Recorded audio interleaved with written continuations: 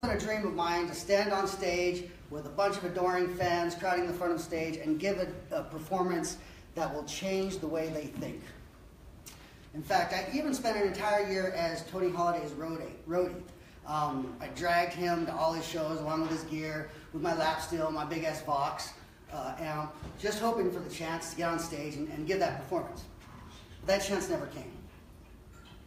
Today, I have a chance. I have a chance to give that performance, and I hope you'll help me. You can help me by moving forward and clearing out and filling up these empty seats here from the back. Will you help me with my rock and roll dream today? I really appreciate that. While you're doing that, don't bite.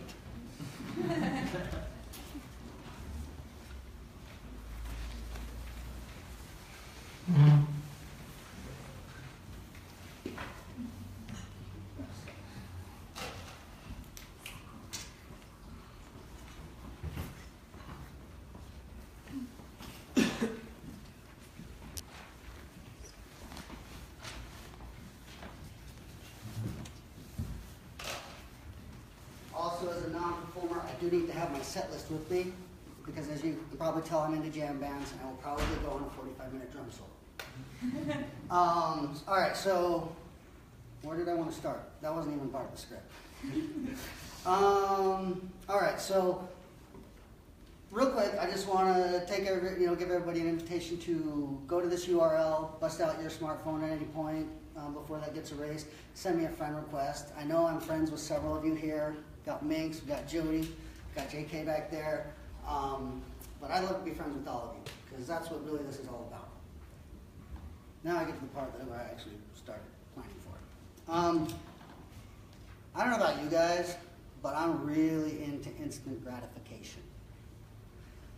I would much rather learn something that I can put into action today and see results from today than put a bunch of time and effort and money into doing something that I then have to sit back and wait days, months, years, hoping, praying, at some undisclosed date in the future, it might pay off for me.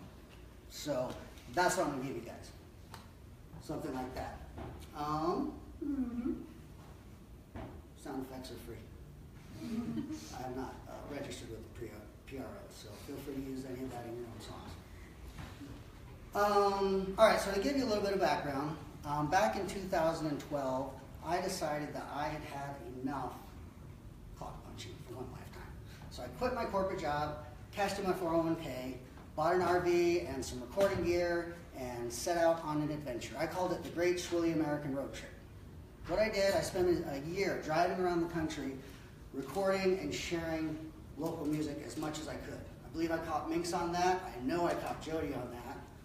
So I have a bootleg recording of him back from before he was a big star. Remember me at Fats? I was that guy. I remember the Fats.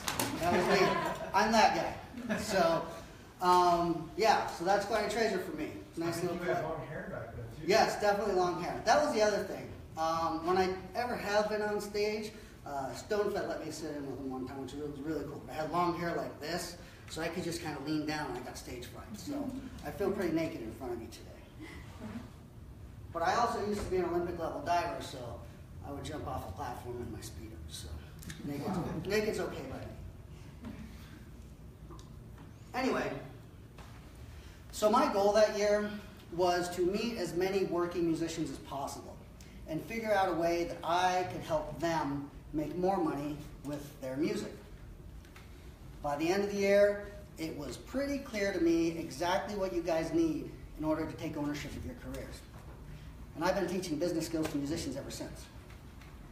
So that's really all you need to know about me right now. I'm here to serve you, and this is about how you can take ownership of your career. The most important epiphany, yeah, let's call it an epiphany, that I want you to take away from today is the fact that your path to success with music does not have to be as complicated or as expensive as the music industry wants you to believe. As part of an industry, you as musicians are products. You're things. You're pawns in a get-rich-quick scheme for business people. Yeah, It's not in their best interest to teach you how business works. It is, however, in their best interest to keep you in the dark, to dangle a carrot in front of you so that you will keep making money for them, so that you will keep paying them, in fact. They may not be worried so much about the fans' pocketbooks as they are about yours. So let me give you an example. Just something I'm sure many of you heard. It's something I hear all the time. You have probably been told at some point that in order to find an audience for your music, you need to record an album in a fancy, expensive studio. Expensive more than fancy, usually. Or that you need to spend a ridiculous amount of money on a video. Or that you need to play someone else's songs and upload those to YouTube. The PROs will make sure those guys get paid, but you don't get anything at this point. You've also probably been told that the money to do that has to come out of your pocket. For example, well, here's one other thing to know about me. I have an MBA in entrepreneurial small business, and I can tell you unequivocally that that is not how business works. That is straight up bass backwards. Here's how normal businesses work. Once you have an idea for a product, you test that product in front of an audience. The next thing you need to do is develop enough interest for that product from that audience so that they will pay, ideally in advance, for the development of said product. Probably bass backwards from most stuff that the industry would have told you. Oh, sweet. Done with set one, time for set two. All right, so if you do that, oh, that was a good one, man. Okay, yeah. If you do it the other way, you put all that money in first, and then, into your album, hoping people will buy it. In any other business, the reason they don't do that, because what they'll end up doing is putting all their resource, their life savings, their energy, and their time into something that they have no idea whether anyone's going to buy it. Any actual business owners, that's not how they operate. Even though many people will tell you that's how you should operate. I call bullshit on that. So when you take the industry out of the equation and all of the unnecessary gatekeepers and middlemen that go along with it, you stop being the product. You start being business owners. And your music, your vision, your worldview, those things become the product. Before recorded music, everything was different. Musicians were community leaders. People gathered around you. You gave harmony to the voice of the people. You affected social change instead of just being wallpaper, dancing monkeys. And now, more than ever, music is better and more important than it's ever been, in fact. The problem we're facing is that not enough people outside of musicians and super fans like me are actually aware of that. But now, also, the technology exists that allows you to lift that veil and walk the righteous path of music once again. That is, two big ifs here, if you choose to, and if you take ownership. Of course, I would be a really sucky teacher if I just stood up here and blabbered about fluff and theory all day and didn't give you any action points to take away and prove this to yourself. So, here's your homework. Let's hope this one works.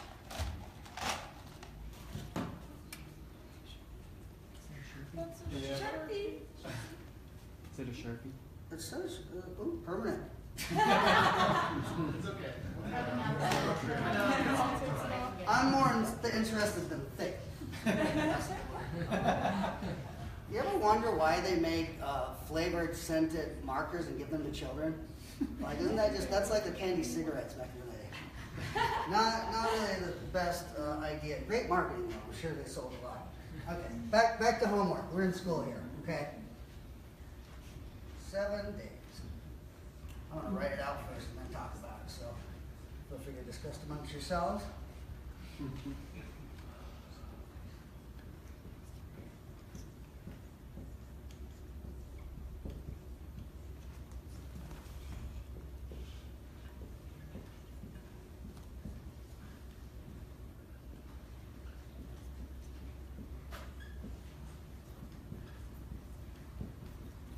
another reason you should move up, because I'm going to use all of this and you want to see it.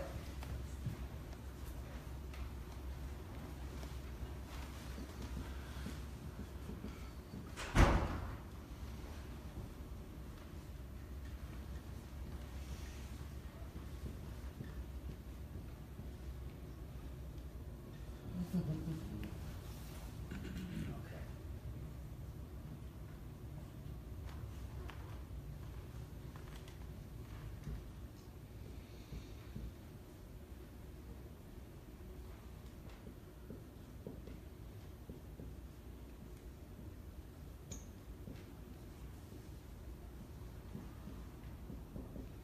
My mom always told me by my handwriting she could tell I was training to be a doctor.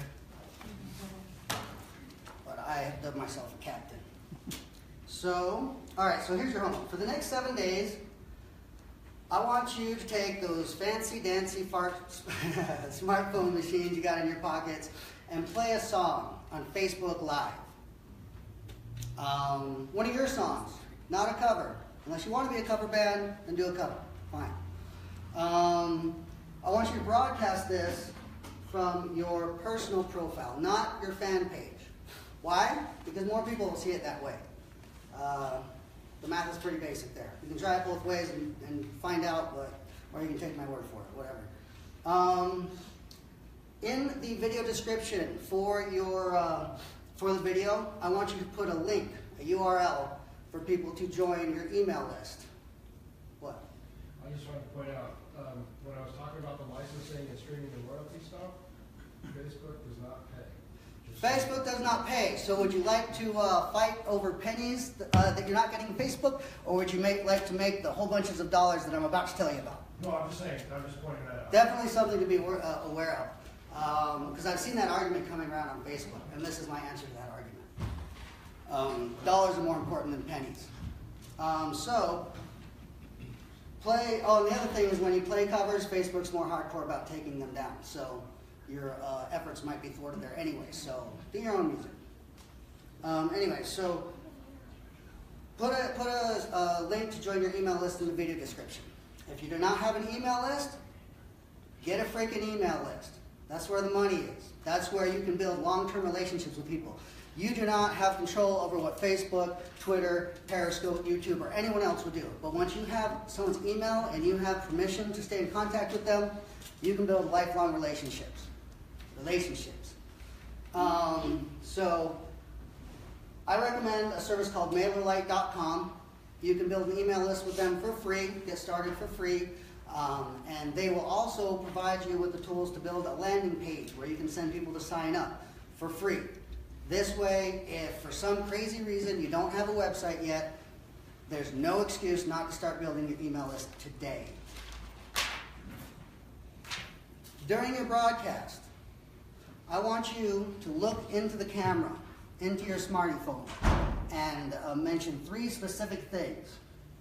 1, if you like what you're hearing, please turn on the notifications, the live notifications, so that you'll get notified next time I do this. 2, if you know anyone who would also perhaps enjoy this, please share this video. 3, what would be extra awesome is if you click the link I put there in the video description and join my community. We have a lot of fun, as you can tell by my awesome shirt. Why did I call it a community instead of an email list? Because when you treat it, when you approach it as a community, it's much more fun and engaging for your fans. You guys know any Deadheads? They're a community. Grateful Dead has been the most successful community building band. They've been using all the strategies that we now have extreme power to do with the tools that are available now. They've been doing that stuff since the 50s, and that is singularly responsible for their success. Not a record deal, not getting discovered, certainly not a Grammy. That tribe wasn't in there, but I'll jump at any chance to talk about the Dead. The other thing about why you should call it a community, because then it's less of a chore for you. All right? Business does not have to be sucky and lame and arduous and, again, complicated. All you have to do is put it in the context of what you're doing. If you can even incorporate it into your creative process, it empowers you. It's fun, it's engaging, and it's profitable. That's it. That's your homework. Oh, also, before you go live, make sure to send me a message, because I want to check it out and share it and enjoy it too. Because as you probably figured out, my main role in the music industry is as a super fan. I'm the guy that will buy your t-shirts and all your albums and drive across 3 states to see you, even though no one else might have heard of you. That's me. You want more people like me. We'll pay your bills. If you have any doubts about how powerful this can be, or if you haven't been taking notes as well as you would like to be, just pop on over to my Facebook timeline and watch the replay of this lesson, because I am just doing what I'm asking you to do right now. All right. So, but wait, it gets better. In my most, what was that word I wanted to use? TV infomercial. Infomercial voice. It gets better.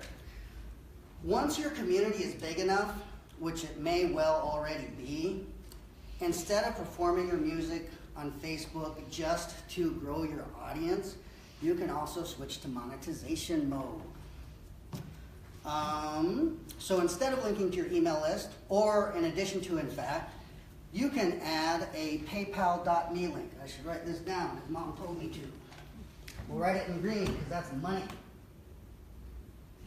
Not permanent. We'll find out. Money sure won't be.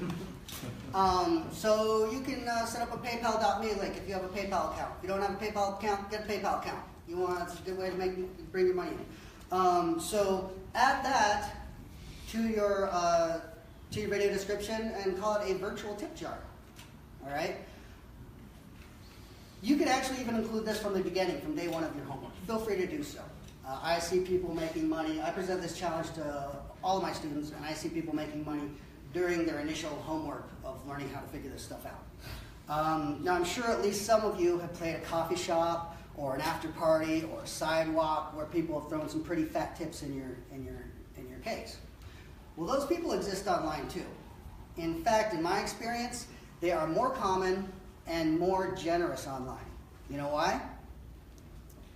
Because people with high-paying jobs don't necessarily get out much. Whether or not they love music, they may be stuck in the office. And this is something you can get away with doing to distract yourself from your tedious office stuff and connect with the music that you love to see. So, instead of trying to convince them to come out and see you at your limited live performance venues, or in addition to, of course, don't stop playing live. We need you. We need you to fill the air with your music. But in addition to doing that, you can also, keywords here, take ownership and bring the music to where they are, which is online, where they have where they're already logged into their PayPal account, where you will brighten their day by popping up at random intervals and playing a song just for them. I totally get off on that myself. I spend hundreds of dollars every month on that kind of stuff. And I am not alone. So a lot of musicians think that the only way you can make money by performing online is to go through platforms like Concert Window and Street Jelly. But there's some problems with that. I'll talk about Concert Window since that used to be my favorite. They are pretty cool because they have a great layout. The tip rewards are lined up really nicely. Really easy to spend money there. It's just like having your merch table open at a venue show that you would play. Same deal, pretty easy to spend. Do they know what concert? You guys know what Concert Window is? Concert Window is a social media platform. Another one, you can stream your live concerts, and they have a tip layout where you can spend money. That's about all I need to know about that, because I'm not going to recommend that you use it. I personally, as someone who consumes a lot of music online, now online consumers are different than in-person consumers often case, and this is why many of you may not even be aware that they exist if you haven't gone out and figured out how to find them. And this is a great way to start finding them. Within a few days, you'll realize that they are there and that they will pay you. But Concert Window, like I said, it was one of my favorite places, but one of the problems is they take 30% of the revenue. So you sell a $10 CD, you get $7. All right, that's, I'm sure, bigger than Michelle ever took at Fats. You know, she took nothing.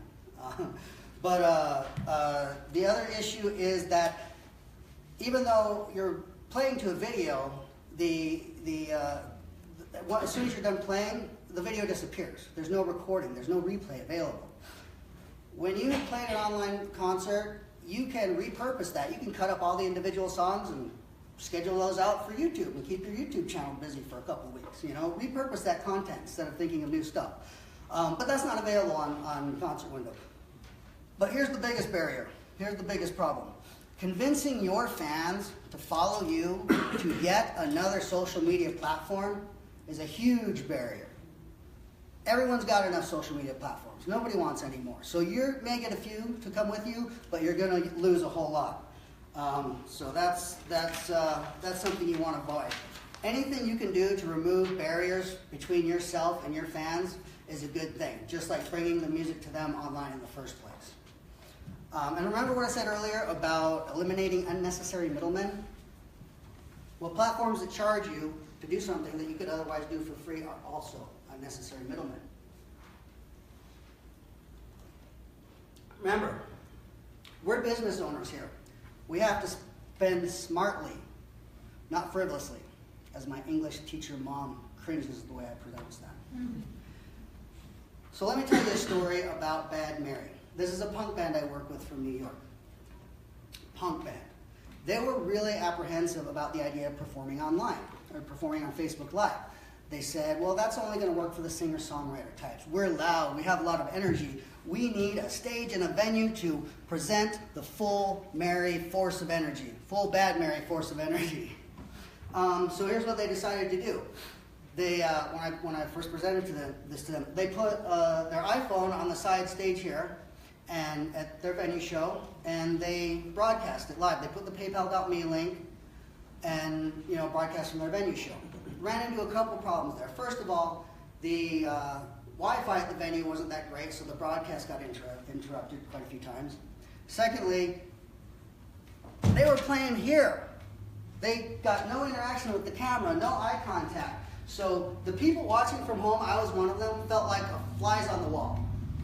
They also were shorted on experiencing the full force of the Bad Mary energy show awesomeness, and they're an excellent band.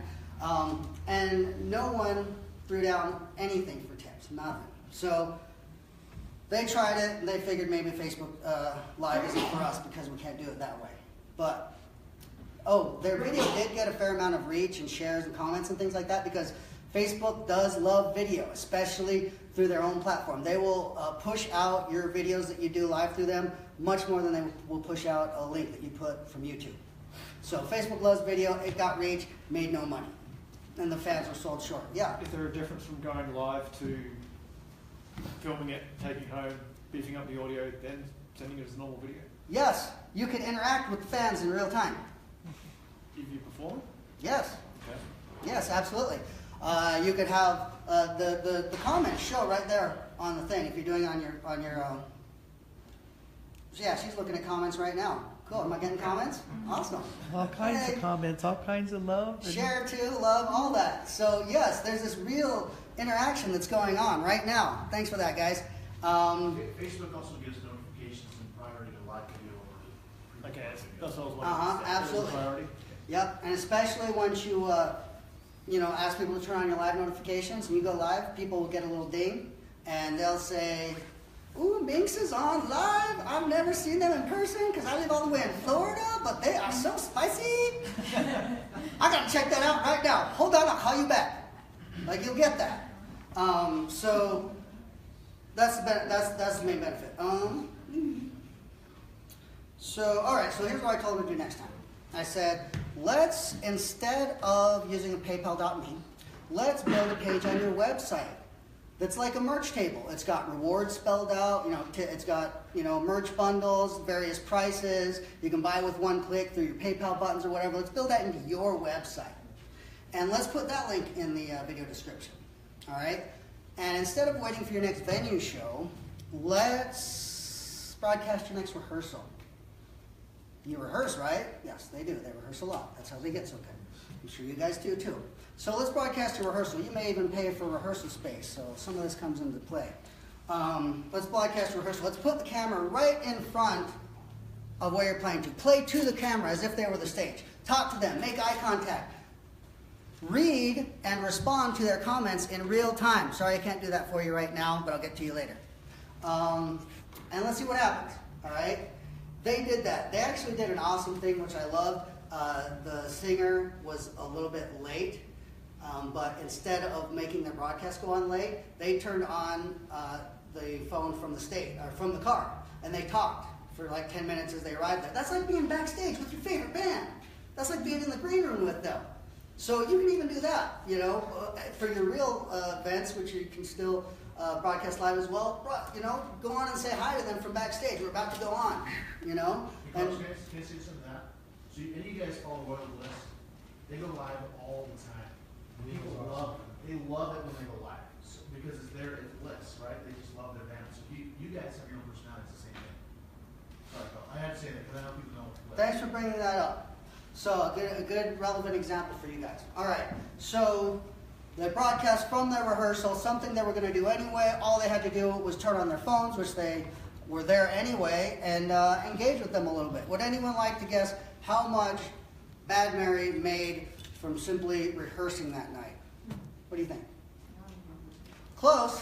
They made about $200. If they were to pay for rehearsal space, I'm sure that would have more than covered it. Not only that, their video still lives on Facebook. It still gets views. It still gets interactions. People still go and watch it, and even after that night, people have clicked through that link and gone to their store and bought stuff. So it creates a passive income. You create enough of a body of those, just like streaming revenue or licensing or whatever may not start with such a big paycheck, but you create enough of a body of those, you have several streams of passive income. You can do that on a lot of different social media platforms, depending on where your fans want to be, that will continue to send you money. So, yep, that. So no fancy video, no studio album, no middlemen or industry gatekeepers required. And that's the same thing for creating any social media content. I'm sure a lot of you are under the impression that you have to go out of your way to think of stuff to post on all these sites because that's what you're told. You have to create this image and this and that and blah, blah, blah. As a super fan, I don't give a shit about any of that. You know what I care about? I care about the fact that I'm amazed by what you do, and if you just simply share with me what you are doing right now with the tools you already have in your pocket, that's enough to engage me. That's enough to make me impressed. Share your creative process. Share your rehearsal. Share that funny-looking dog, cat, lion thing you saw walking down the street. Share the beauty of the Utah mountains.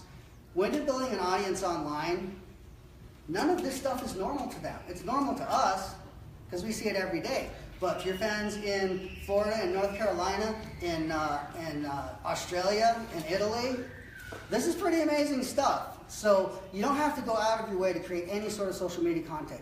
You just have to share what you're already doing with the tools you already have. With that, you can take ownership of your career, no middlemen required. People will be throwing money at you gradually. It builds up. I'm not promising overnight success. You must be cool and awesome to your fans. Shower your super fans with love. They're the ones that will happily pay your bills. So, 5 minutes, let's do a Q&A. all right. I got one paragraph here. I had some ad-lib points, Okay. but I can skip that because I've done enough ad-libbing. All right, so what I want you to take from today is action on the action steps that I've given you. And I want you to use those to start taking ownership of your career. Don't leave it up to someone else. They are not as invested in it as you. So once again, remember that this is on my Facebook feed if you want to review it. As I said, you should all be building your email list. I will be trading these awesome stickers for email addresses for as long as I'm here until the beer runs out. And I will happily now take any questions. So, Do you have to have the Facebook app in order to go Facebook Live? Should you do it through your personal page or through your band's page? Two excellent questions. Currently, for the most part, you have to have the Facebook app. However, I just noticed on my business page, I can now do it on my computer. There is, and there's some couple apps out there. I wish I thought to write them down. Let me see if I can think real quick. You talking third parties? Yeah, there are some apps that will, some third-party programs that will help you broadcast, even extern. Okay. And I know I was just messaging with someone earlier that gave me some of those. So Google it, find out, how can I go live on Facebook from my computer, and there are some third-party things to do it. But Facebook is slowly making it available to do from your computers. Because I just noticed, you know how they like to roll things out in stages? So I just noticed I can do that on my page. Go, for the most part, from your personal profile, especially in the beginning, because people will get notified, it will get shared, more people will see it. If you go from your page, Facebook, unless you whip out your credit card and give them some money, will limit your reach to about 10% of the people that like your page. Mm-hmm. So once you're big and huge, you can go from your page, but I don't bother with it. I don't care much for pages at all. I automate use of my page, and I focus on a group, actually. Groups are where you get the most interaction and your personal profile. Facebook groups? Uh-huh. Oh. You can ask me about groups, and I will talk about those all afternoon later. I certainly don't want to cut into other people's times. Jody. What is the link to notify you for doing this? What? If I was to go live and say I need to link to you because you Send me a personal message. It's right up on. Be friends with me here. Read it from here. Oh, Facebook.com, Captain Schwilly. Captain like Captain Kangaroo, Schwilly like this. And like that sticker I'll give you later. What's up? So emails. So what have you found as far as demographics? I work with a band that's demographic is 17 to 23, and getting them to get an email address up is next to impossible. Snapchat is all they want to use. Thinking about that is bass backwards. Don't worry about demographics. Find out where your fans are, get their email list, and then you can do stuff like upload that email list to Facebook. They don't have to. No. I'll definitely get to that. I get where you're coming from. Where I like to start is Twitter. I have not met a musician yet in any genre, at any age, and many of them have given me that exact same argument. My fans aren't on Twitter. No, you have not engaged properly on Twitter to find your fans. That is the answer. How do you find fans on Twitter? Make a list of your 30 favorite bands. Your 30 favorite bands. Doesn't matter what genre. Bands you like. The people that like your music are going to like the same music you do. Follow some of their followers, and some will follow you back. Start conversations with those people. Those will become a basis for your fans that you can find easily with those few steps. So don't say, instead of going into it thinking, my fans are only here and here and here, there are a wide array of people on every single social media platform. And I can teach you ways on not any given. I focus on Twitter. I work with some other stuff too, but Twitter is what I found be the most powerful. Facebook, like this, is also a good way to start because you already have your base of friends there. And from people sharing your content, once you do it in an engaging way like this, you'll find more people. So don't say where your fans aren't. Use proven strategies to find your fans and then replicate that information. Is that? No, that doesn't answer the question at all. Okay. I mean, this is the thing. I get what you're saying. Those strategies are great. I use those all the time. In fact, Twitter, if you're not on Twitter as a band, you're missing out on industry people because they're all on Twitter. As far as licensing, if you follow me on Twitter, I'll get back to you, I'm sorry. Captain Schwilly on Twitter, I have an entire list in my list of music supervisors that you can follow. Follow those people, start building relationships with them. Back to you. But what I'm saying is, so I'm a marketing guy. I look at numbers, I look at trends, I look at things that are going on there. And what I see is that the email for the younger demographic has been falling off, and trying to engage with them because I don't want to rely on, I've been around a long time. I remember when MySpace was the big thing, and overnight, literally, people lost 60,000 fans because they didn't have them on email. But as the younger demographic is skewing to different tools like Snapchat and Instagram, where you can't draw an email out of them, they're not giving them up. So your band is getting older, but the fans are not growing with them. You still want to go over that demographic that's here? Where are you getting the email addresses? we're not getting email That's addresses, the problem. that's the problem. They yeah. all want to get a Snapchat or an Instagram instead of an email, because they don't use email. Oh, Instagram works just like Twitter. Send them the people that follow you on Instagram, send them, you know those crappy auto DMs you get on Twitter? Hey, look how awesome I am, follow me here, sign up for my this, buy my that, you know those? Alright, so if instead you do an automated DM, but it says, hi, it's great to meet you. I'm Minx. How do you describe your music? Rock, electro pop. Alright, I'm Issue B. I play electro pop from the SLUT. What kind of music are you into? That starts a conversation. And if those people engage with that type of music, if they say, I only like death metal, you know not to continue the conversation. But if what you said sparks interest, you can talk back and forth with people, build a little bit of a relationship, and then ask for the email address. Would you like to join my community then? You seem like you'd be a lot of fun with us. Sure, it takes a little more time and effort, but it's all about figuring out who your super fans are and building a relationship with them. Those emails will be valuable. So I don't know about Snapchat, but it works the same way on Instagram. You can send out a message like that on Instagram. You can follow people who are fans of artists that you like, and so enough of them will follow you back that you can start conversations. So, what's up? So once you have the email list, right? Everyone says get the email list, get the email list, get the email list.